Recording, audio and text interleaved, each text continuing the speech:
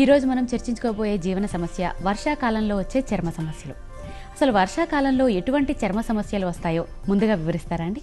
వర్షాకాలం వచ్చినప్పుడు శరీరంలో ఉన్నటువంటి పిత్త దోషం పెరగడం మొదలవుతుంది అనమాట. అంటే ప్రతి సీజన్లోనూ ఒక్కొక్క దోషం పెరగటం తగ్గడం అలా అవుతూ ఉంటుంది. ఈ వానాకాలం మొదలైనప్పుడు పిత్త దోషం పెరగటం మొదలవుతుంది. ఈ పిత్త దోషం అనేది చర్మాన్ని కొంచెం బాధించేటువంటిది. ఆ దోషం అధికమైనట్టయితే కనుక చర్మ వ్యాధులు ఎక్కువగా వస్తాయన్నమాట. అలాగే ఈ కాలంలో మనం ఎండాకాలంలో అనుకుంటా కానీ వానాకాలంలో ఇంకా చెమటలు ఎక్కువ పట్టేస్తూ ఉంటాయి. ఈ చెమట ఎక్కువగా ఉండటం అనేది కూడా చర్మానికి హాని చేసేటువంటిది. ఎక్కువ చెమట పట్టడం వల్ల కూడా కొన్ని చర్మ సమస్యలు వచ్చేందుకు అవకాశం ఎక్కువ అవుతుంది. ఇక పరిసరాల పరంగా చూసినట్టయితే ఏంటంటే వానలు మొదలవగానే వాతావరణంలో కొంచెం ఫంగల్ ఇన్ఫెక్షన్ కావాల్సినటువంటి అంటే ఫంగస్కి కావాల్సినటువంటి ఆ సూక్ష్మజీవులన్నీ కూడా తడి తగలగానే బాగా పెరగటం మొదలవుతాయి. ఈ ఫంగస్ అన్నీ అంటే మన చర్మ వ్యాధుల్లో చాలా రకాల ఫంగస్ వ్యాధులు ఉంటుంటాయి. ఈ ఫంగస్ ఎప్పుడైతే పెరగటం మొదలవుతుందో ఈ ఫంగస్ వ్యాధులు అవి వచ్చే అవకాశం ఉన్న వాళ్ళకి కానీ కొంతమందికి కొన్ని ఆహార విహారాల వల్ల కానీ ఈ ఫంగస్ సంబంధించినటువంటి చర్మ వ్యాధులు ఎక్కువగా వచ్చే అవకాశం ఉంటుంది. తర్వాత ఇంకొకటి ఏంటంటే రింగ్ వామ్ ఇన్ఫెక్షన్ అంటాం. వామ్ అంటే ఏదో పురుగని కాదు, అది రౌండ్గా ఒక చక్రంలాగా ఒకటి వస్తూ ఉంటుంది కదా, అటువంటి ఇన్ఫెక్షన్లు కూడా ఈ వానాకాలంలో ఎక్కువగా వస్తూ ఉంటాయి అన్నమాట. ఇదే కాకుండా ఏంటంటే ఈ చర్మ వ్యాధుల్లో ఒకటి ఎగ్జిమా అని ఒక వ్యాధి ఉంటుంది. అది చాలా దీర్ఘకాలంగా బాధిస్తూ ఉంటుంది అనమాట. అటువంటి వ్యాధి ఉన్న వాళ్ళకు కూడా ఈ వర్షాకాలం వచ్చినప్పుడు ఆ వ్యాధి తీవ్రత పెరిగేందుకు అవకాశం ఉంటుంది. సో ఒకళ్ళకి ఫ్యామిలీలో ఇన్ఫెక్షన్ వచ్చినప్పుడు వాళ్ళు వాడిన దుస్తుల వల్ల కానీ ఇతర వస్తువుల వల్ల కానీ ఇంట్లో మిగిలిన వాళ్ళకి అంటుకునే ఛాన్సెస్ ఉంటాయంటారా? ఎటువంటి బ్యాక్టీరియల్ ఇన్ఫెక్షన్లు అయినా అంటే చర్మ వ్యాధులైనా సరే ఒకరి నుంచి ఒకరికి అంటుకునేందుకు అవకాశం ఉంటుందమ్మా. అందులో ఏంటంటే కొంచెం మన వ్యక్తిగత శుభ్రత ఎక్కువగా పాటించే వాళ్ళు ఉన్నట్టయితే కనుక పక్క వాళ్ళకు ఉన్నా సరే ఇవి అంటుకోవడం అనేది తక్కువగా ఉంటుంది అవకాశం. అంటే మరీ వైరల్ ఇన్ఫెక్షన్ లాగా ఒకరి నుంచి ఒకరికి తేలిగ్గా అంటుకుపోవు కనుక శుభ్రత కనుక పాటించినట్టయితే అంటుకోకుండా ఉండడానికి కూడా అవకాశం ఉంటుంది. వేడి నీళ్లతోటి శుభ్రంగా సబ్బు నీళ్లు పెట్టి బాగా కడిగేసుకుని కడుక్కున్న తర్వాత పొడి బట్టతోటి అంటే ఎక్కడ తడి మిగలకుండా శుభ్రంగా తుడిచేసుకోవాలి. ఎక్కడ తడి ఉందంటే తొందరగా ఇన్ఫెక్షన్ మిగులుతుంది అనమాట. తడి లేకపోతే ఇన్ఫెక్షన్ ఉండదు, ఈ ఫంగల్ ఇన్ఫెక్షన్స్ ముఖ్యంగా. అలాగే కొంచెం చెమటలు ఎక్కువ పడుతున్న వాళ్ళకైనా అంతే, అది ఆ చెమట తడి వల్ల వచ్చే అవకాశం ఉంది కనుక వాళ్ళు కూడా ఏం చేయాలంటే చెమట ఎక్కువగా పట్టకుండా ఉండడానికి ఈ చెమట పట్టే భాగంలో అంతా కొంచెం టాల్కమ్ పౌడర్ కానీ లేకపోతే చందనం పొడి కానీ వట్టివేరు చూర్ణం కానీ వీటిని బాగా అద్దుకున్నట్టయితే కనుక విపరీతంగా చెమటలు పట్టి వచ్చేటువంటి ఫంగల్ ఇన్ఫెక్షన్స్ని ఆపుకునేందుకు అవకాశం ఉంటుంది.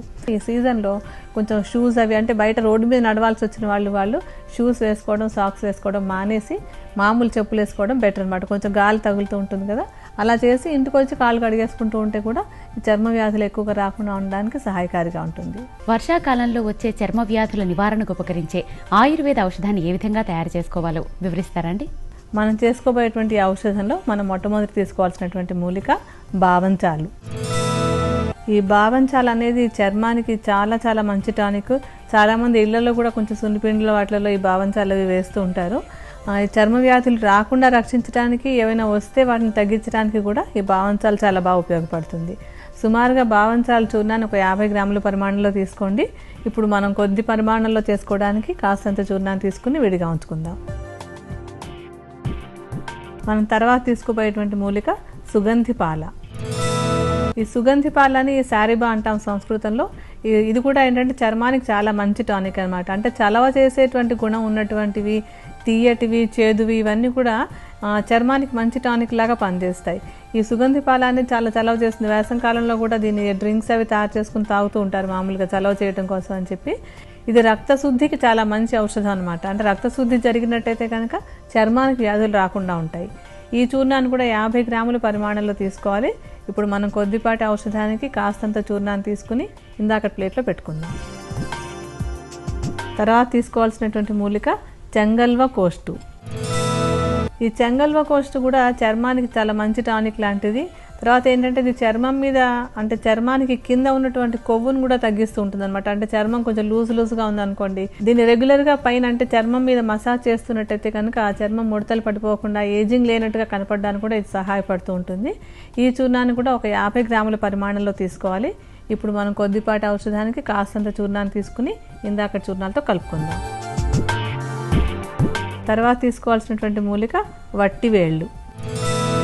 ఈ వట్టివేళ్ళు కూడా చర్మానికి చక్కటి టానిక్ లాగా పనిచేసేటువంటి చలవ చేసేటువంటి మూలిక, తర్వాత పిత్తదోషాన్ని రక్తదోషాన్ని కూడా తగ్గించేటువంటి మూలిక ఇది. సుగంధంతో కూడా అది మనకి ఆరోగ్య రక్షణలో చాలా బాగా ఉపయోగపడుతూ ఉంటుంది. ఈ వట్టివేళ్ల చూర్ణం కూడా 50 గ్రాముల పరిమాణంలో తీసుకోవాలి. ఇప్పుడు మనం కొంచెం ఔషధానికి కాస్తంత చూర్ణం తీసుకుందాం. తర్వాత తీసుకోవాల్సినటువంటిది వేప ఆకులు. ఈ వేప ఆకుల్ని ఎండబెట్టుకుని చూర్ణంలాగా చేసుకోవాలి.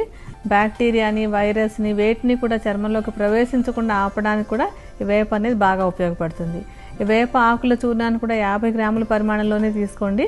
ఇప్పుడు కొంచెం ఔషధానికి కాస్తంత చూర్ణాన్ని తీసి మిగతా చూర్ణాలతో కలుపుతాను. ఇప్పుడు మనకి ఔషధానికి కావాల్సిన చూర్ణాలన్నీ రెడీ అయ్యాయి.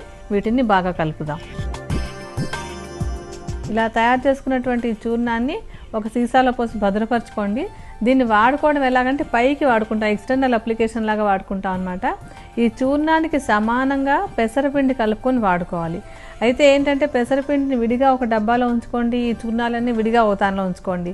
రెండు కలిపేస్తే తొందరగా పురుగు పట్టి మందంతా పాడైపోయే అవకాశం ఉంటుంది. అందుకని రెండు కలపకుండా విడిగా ఉంచుకుని ఎప్పటికప్పుడు స్నానానికి వెళ్ళేటప్పుడు ఇది అంటే శరీరానికి కావాల్సినటువంటి పరిమాణంలో తగినంత పరిమాణంలో తీసుకుని ఒక కప్పులో ఒక 2 చెంచాలు చూర్ణం వేసుకుని దాంతో సమానంగా కొంచెం పెసరపిండి మెత్తగా చేసుకున్నటువంటి పెసరపిండి వేసి కలిపేసుకుని ఒళ్ళు రుద్దుకోవడానికి సబ్బుకు బదులుగా ఈ చూర్ణంతో రుద్దుకున్నట్టయితే కనుక చర్మానికి అంటే పైన ఉన్నటువంటి ఏదైనా ఇన్ఫెక్షన్ లాంటిది వస్తుంటే అది పోతుంది. చర్మానికి చక్కటి స్టిమ్యులేషన్ వచ్చి రక్త ప్రసారం అంతా బాగా జరిగి అంటే చర్మానికి బయట నుంచి కానీ లోపల నుంచి కానీ ఎటువంటి సమస్యలు రాకుండా ఈ చూర్ణం చాలా ఉపయోగకరంగా ఉంటుంది.